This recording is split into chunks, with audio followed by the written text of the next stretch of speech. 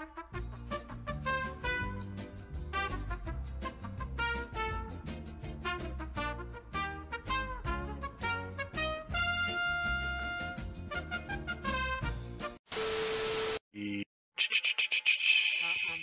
back. Alright, I need to give Dude and Sock. Actually, I just need to give Dude. Okay, let's see here. Member list. So we were talking about fixing Volume 5. Yeah, I created a private channel for it. Kitty's in it too also, and then I'm gonna give the tag to. I'm gonna make sure to include Dude in on it. Hold up 1 second. I'm not sure. I'm not sure he's gonna even be on tonight. Oh no, it's just a text channel. Oh. Yeah. So we can have like a place to to put this down. So what if Volume 5 was good? About 5 years before I actually make that video. All right, so episode 1 honestly does not need to be really changed in any way, shape, or form. Okay, I think there's certainly things you could do to fix the issues it had as an individual episode. You mean aside from? Well, one of those things is the fact that it kind of rendered Volume 4's post-credit scene a little, what's the word I'm looking for? Pointless? Like, why even have that as your post-credit scene if you're gonna have it as an actual scene in the very first episode of the next volume, but not even at the beginning, in the middle of the episode? So I think the first episode should either start with Haven Academy or with them already in the house or whatever. They already have Oscar, and Crow decides to just, as a way to introduce Oscar into the cast, spend a few minutes actually going through Mistral. I think that would be a good thing, and it would make Mistral matter a lot more, and it would add actual personality and depth to Mistral that we never got in the volume. Alright, so other than that, episode 1 remains pretty much unchanged. Don't touch the Lionheart stuff, because that stuff was actually pretty good. Alright, so episode 1. But yeah, it's more of a pacing thing and making it work as a continuation of Volume 4, because as it stands, the end of Volume 4 and beginning of Volume 5 seem like they take place in completely different universes. Alright, so episode 2, that was a Blake episode, or no, that was a Yang episode, right? Mainly, and Yang and Weiss, right? Was that episode 3? Episode 2 was mostly Weiss. Did that have the Sienna Khan dying? I believe so. I'm gonna go check. I'm gonna pull up my image files real quick. So here's the way. So episode 2, for me, the only obvious change, I would keep all the Weiss stuff, because the Weiss stuff as it is was pretty darn good. Doesn't really need much changing. I say that the Hazel keeps Adam from killing Sienna Khan. Yeah, I'd say episode 2 was the only overall decent episode in the volume, and but even the one thing that bothered me in the episode, which was Sienna Khan's death, I get it, they never actually planned for her to be an important character, but the fact that never actually amounted to anything, the fact that Adam supposedly had control over this entire army, but then he only brings 5 people in, and then now he's no longer the leader of the White Fang because, as Alia said, the Faunus won't follow a leader who runs away or whatever. Oh my god. Wait a minute, am I talking about myself? Are we gonna mention the whole this episode so much. sheep thing? Because they're oh, has your opinion soured of the episode after more viewings? A little bit, yes. I've only watched it twice so far. Okay, so I'm gonna bring up a video by Nostalgia Critic. It was oh god, is it right to nitpick? Or is it okay to nitpick or something like that? And he basically came down on yeah, it's okay to nitpick, but if you're noticing those things on your first 1 or 2 viewing points, that's not your fault. It's not you being nitpicky. It's the writers, the director, the cinematographer, the filmmakers, the TV makers, the showrunners, whatever you want to call them, the creators. It's them failing to do their job well enough to make you not notice that stuff. And that's a bad thing. Yeah, so it's on them. And so I kept on noticing, like, there's seriously the shot early on. I think it's when Sun is right after Adam runs, and you see all these background characters, and they are not only standing stock still, but I'm pretty sure some of them are standing stock still in combat poses, like mid-swing. If we're fixing Volume 5,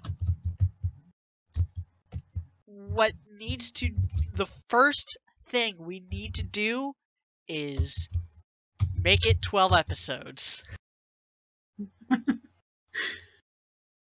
No conceivable reason whatsoever why it was 14 episodes. Especially since we never got any episodes that were that long either. I would change it to where Sienna Khan, basically Hazel convinced. There needs to be a scene beforehand where Hazel basically threatens Adam not to like do anything stupid. Sienna Khan basically she's still the leader, but she basically hands over the keys of the White Fang. And she's like, well, okay, well, if you're gonna do this, then we're gonna do this together. So, keep Sienna Khan alive, and then... Yes, don't kill the brown waifu.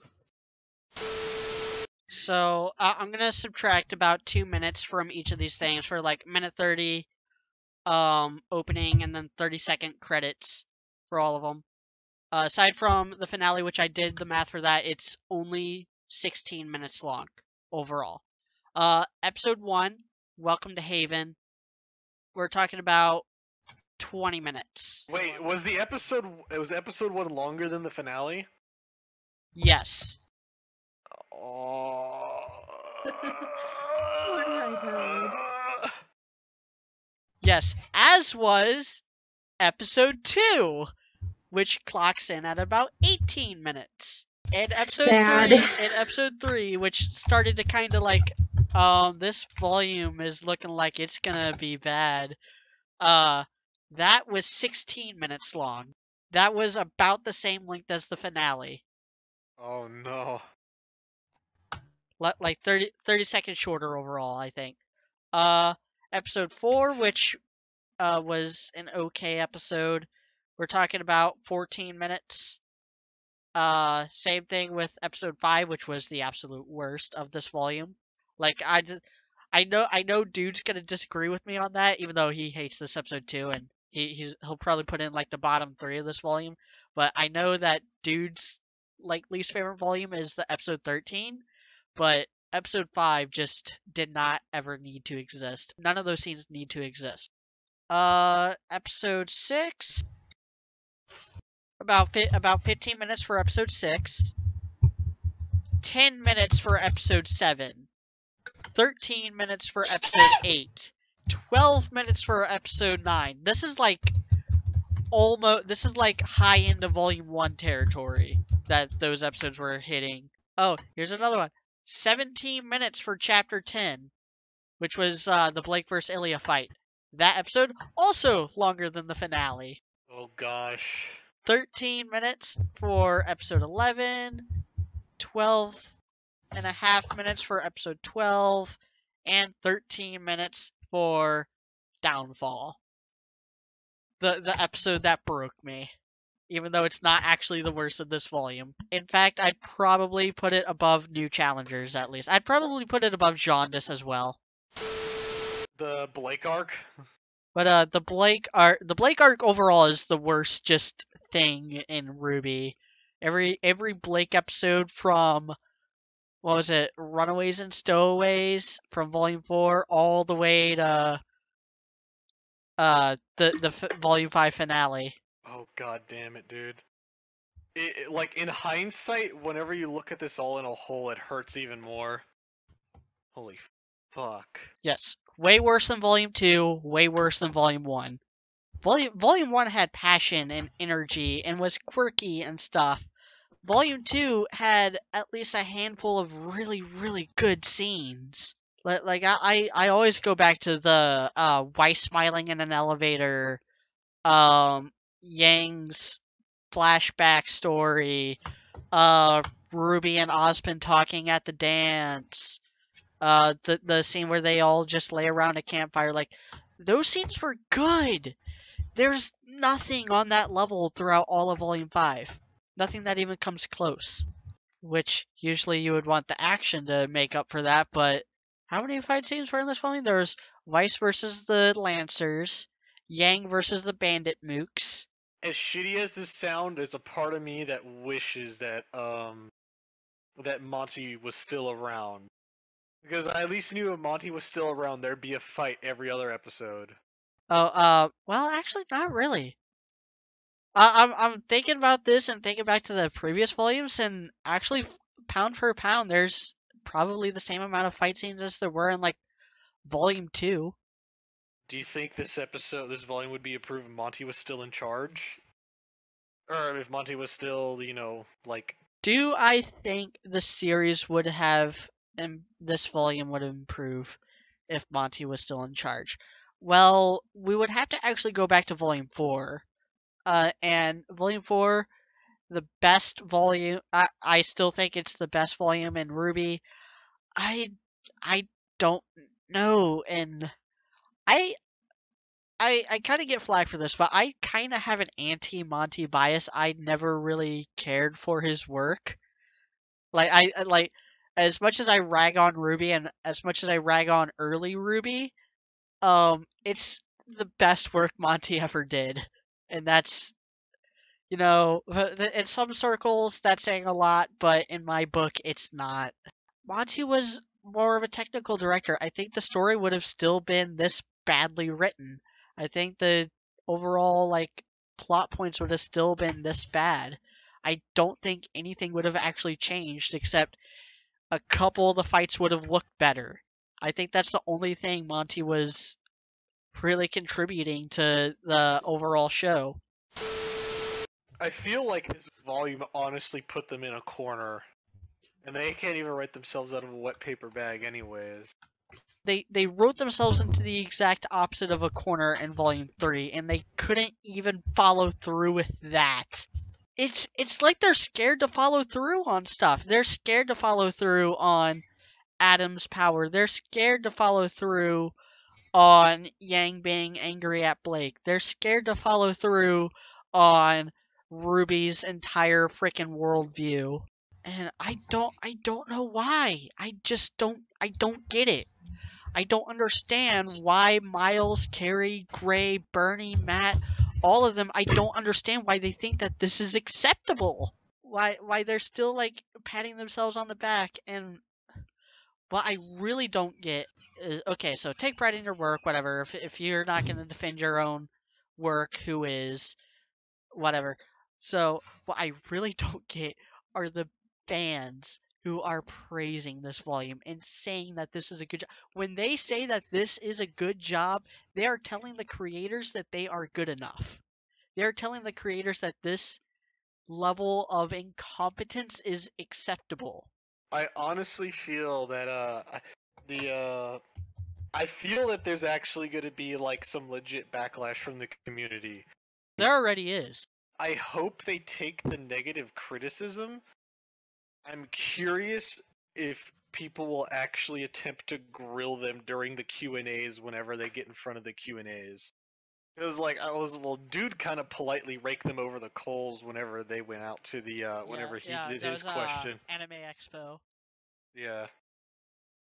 And that was, like, what, like a month before the volume dropped? Or... Yeah, it was after Volume 4. It was leading up to Volume 5. Yeah, I think he, got to see the Weiss trailer early because of that. I'm pretty sure. here's a question. In your opinion, would this volume be improved with winter showing up Yes. and Atlas trying to like prevent God damn it. So so I mean this is the stuff I was wishing for the entire time. It's like, why wasn't Atlas? You know what, in all honesty, it's like I would like the end teaser could have simply been like Winter walking to Ironwood and handing them a report, and it's like, it seems like our runaway princess managed to accomplish something after all, or like whatever he would like. Did he even have like a word for like? Did he even like mention or like make eye contact with Ruby at all? He had that scene in Volume 2 with her, where he basically said, "Yeah, Ruby, you're exactly what I look for in a huntress." Yeah. I think it had the best first episode, and I think it had the best episode 8.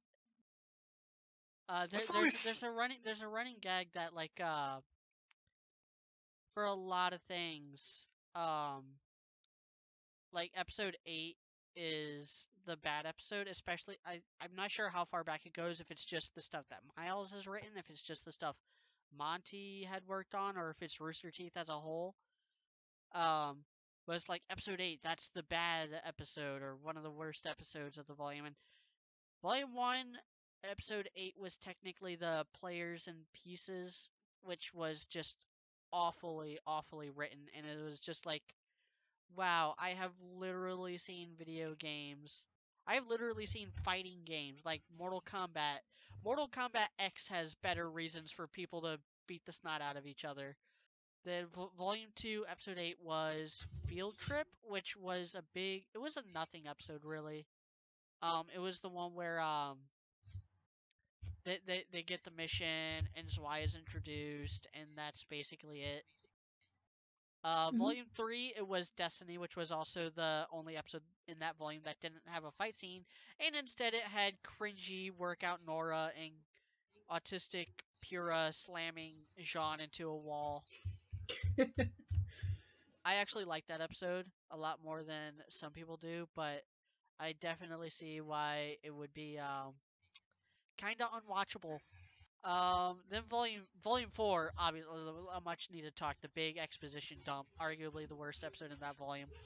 But in this, it was episode 8 was what was it, Alone Together, which had Ilya coming out of the closet. Ugh, that was so cringy. I love how that's going to be swept under the rug too in the future, which is going to be hilarious. No, I'm kind of giving up on these comments because it's all just the same stuff on every other video. But seriously, I remember when I first watched the episode, I scrolled down to the comments. There was a lot of people like really negative, like that's it, that's all there is, all that build up, and I doubt they've done this, but put on your tinfoil hat, because I would not put it past them to delete negative comments on these videos. Oh no, I wouldn't. I completely agree. I doubt they did that again. Like over almost 3,000 comments, and I'm not gonna freaking read them all. I don't have that kind of patience. I can only handle so much stupidity, and I get that enough on my own YouTube comment section, and my YouTube comment sections aren't even that big. There was someone who was saying that like you could see Blake like take a step backward to dodge Adam's blade. Well, you totally can't. You don't know. She slides like in a circle to his side, and she does it by like jumping, and she's still like close enough to hit him in the head with her bare hands. Like, no, you're wrong. You're dumb. Go home. Adam's character died with a double overhand hammer fist. But yeah, I've been getting a lot of positive comments on my the moment Ruby broke me this video I did. I literally just threw that together while I was preparing for the podcast. The one guy, you don't always get what you want. Grow up, blah blah. I'm like, but are you a grandpa or something? That guy was just weird. Like, here's the thing. if I see one person praise this volume but talk any kind of crap on the Star Wars prequels whatsoever, I might kill myself. No. Like my head might actually just explode into It's gonna be like, life is not worth a living. literal volcano. Too many dumb people in the world. Because that is just blind fanboy biasm. As far as like, Oh, I don't even want to know what's fucking Murderer Bird's freaking impression of this final ending. as far as I know, he's been pretty innocuous. Like he's still been his normal like overly excitable self in his reactions, but no, he hams it up. He kind of has a character that he plays now, and he kind of just goes through the motions. And on his Twitter and stuff, like he's been pretty innocuous. He's been pretty okay with it as far as I've seen. I don't know. I don't actually follow him on Twitter. I just see what like people retweet and stuff. Um. So yeah, I'm not the person to ask. But yeah. So fixing Volume 5. Episode 2, I would. God, I don't even know. Because episode 2 is already pretty long. And so is episode 3. And episode 1 did a lot to set up various plot arcs, most of which got resolved halfway through the volume. Yeah, I mean, the lazy way would be just cut out episodes 5 and 7 and actually having a fight scene, show the fight scenes in the last couple episodes. But I think, and this is going back to my Volume 5 predictions, I think Team Ranger needed a side quest. I think Lionheart should have sent them on a wild goose chase to try to like keep them out. Because as it stands, the heroes, literally Team Ranger especially, just sit around waiting for the plot to happen and literally have the plot call them on the phone and say, "Get here now." Like that's literally how all this happened. Was a phone call. A phone call that was caused because Raven is an idiot. Oh my god. I don't know what's worse, that or okay, no, the way Blake's arc starts is still worse with the way the scroll is used there. Um why did she just so happen to hit Ilya? Why did Ilya just pull out her scroll in the middle of a fight? Why did Sun think that that was important and try grabbing it? Why did Ilya even have that kind of information on her scroll? Media, check shit posting real quick. What I just posted. Check the Imgur link. It's fucking amazing. When you find the Chinese bootleg subtitled version of episode 3 and realize it is an untapped meme goldmine. Game time started. You too careful. He is a big.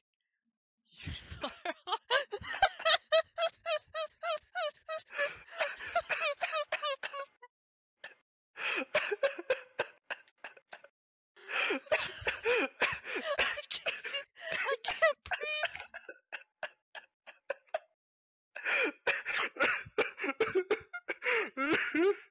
Oh man! Is this speaker we can ever compare to Black?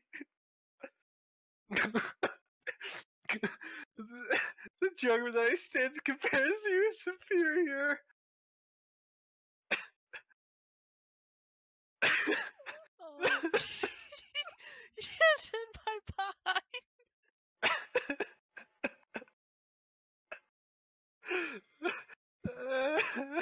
Smelly boy. Oh no.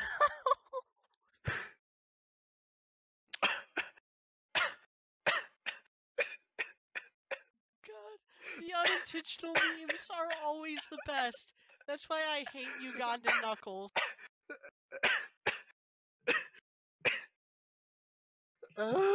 Because Ugandan Knuckles is like so manufactured and so like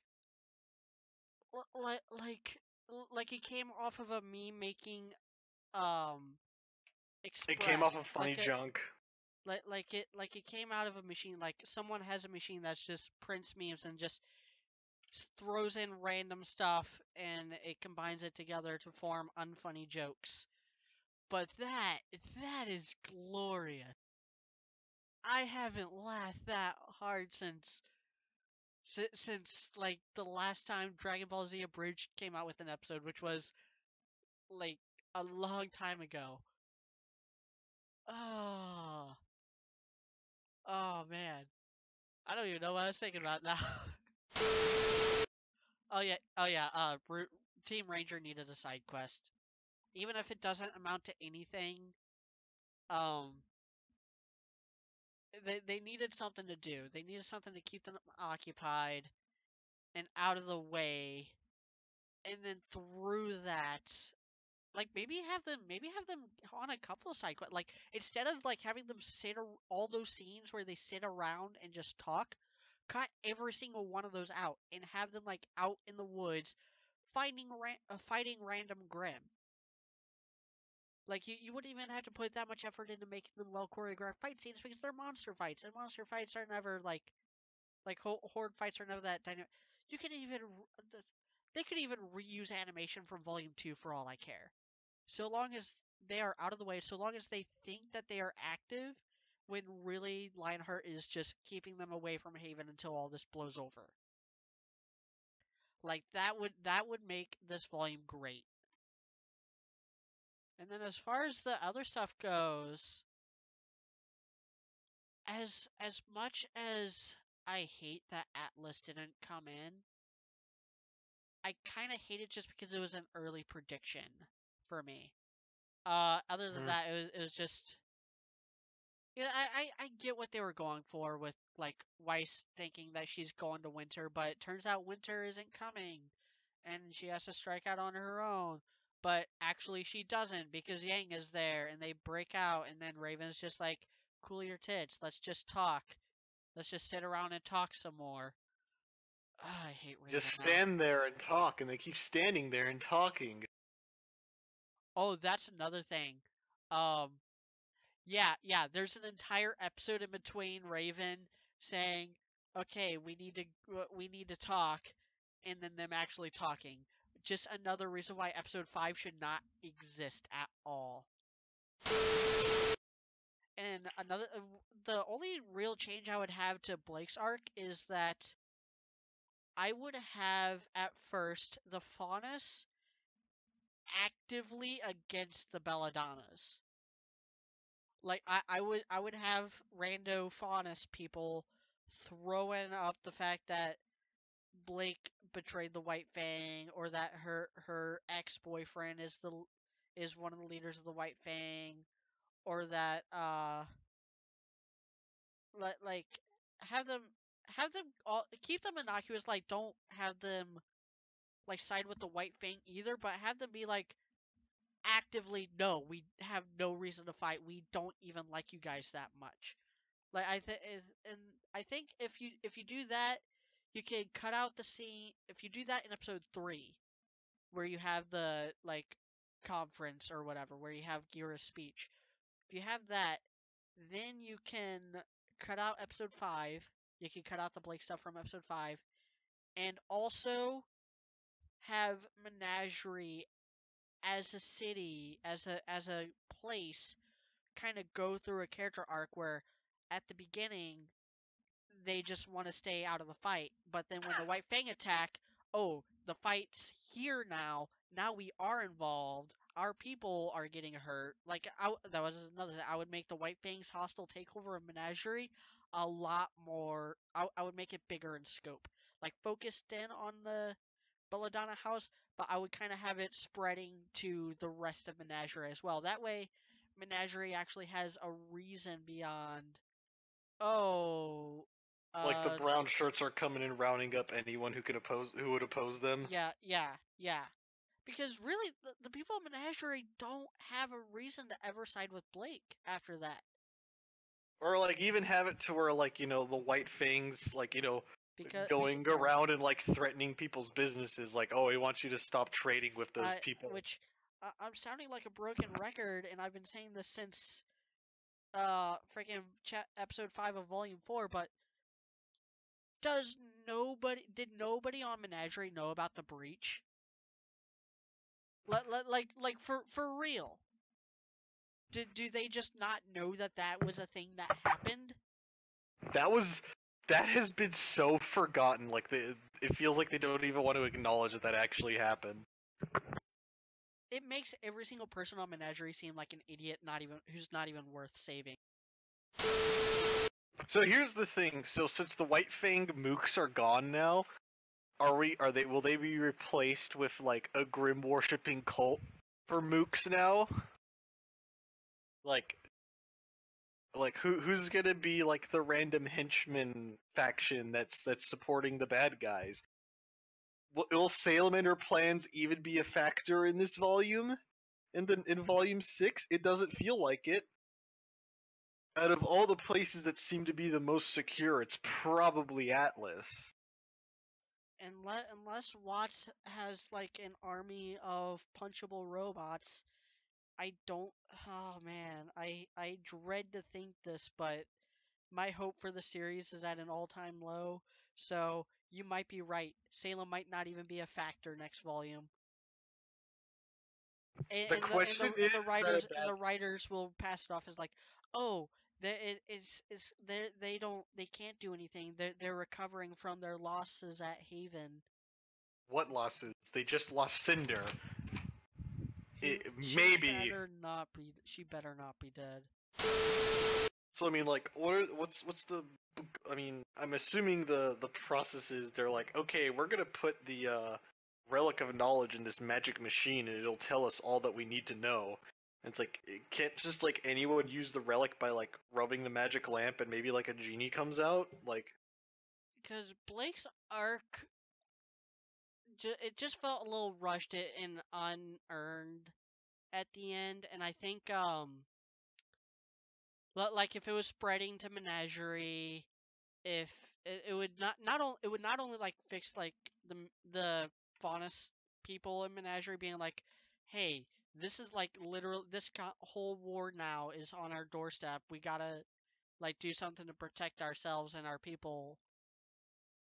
Beyond, hey, we just realized that the same people who did the breach and were part of the Battle of Beacon are also evil. Like, what? Those guys are assholes and they're making us look bad. Like, seriously, what were they? Why? But it would also help Ilya's arc. It would make Ilya's arc feel a little more earned because she's seeing that, like, Adam would rather. Like, Adam is putting the death of Gira and Callie over the needs of the Faunus and Menagerie. Like, he's so overcome by, like, vengeance or whatever it's supposed to be that he's actually, like, actively killing Faunus, who are not involved at all. Like, it will go back to that whole necessary sacrifices thing. But yeah, I don't think the scene where they're actually planning it needed to exist. Because Ilya had already told Blake, like, hey, if you don't leave, you're gonna regret it. And then at that moment, like, when Blake gets captured for a second, Ilya would be like, I warned you. Now we're taking you to Adam. You should have just ran. You should have just kept running. You should have never come back. You shouldn't have ran to literally the second place we looked for you.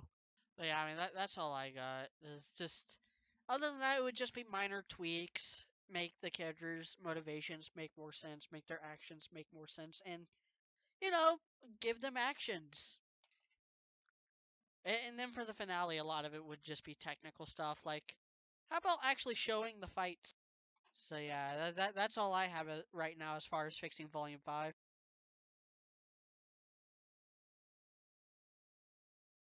By the way, parts of this conversation may or may not go up on YouTube.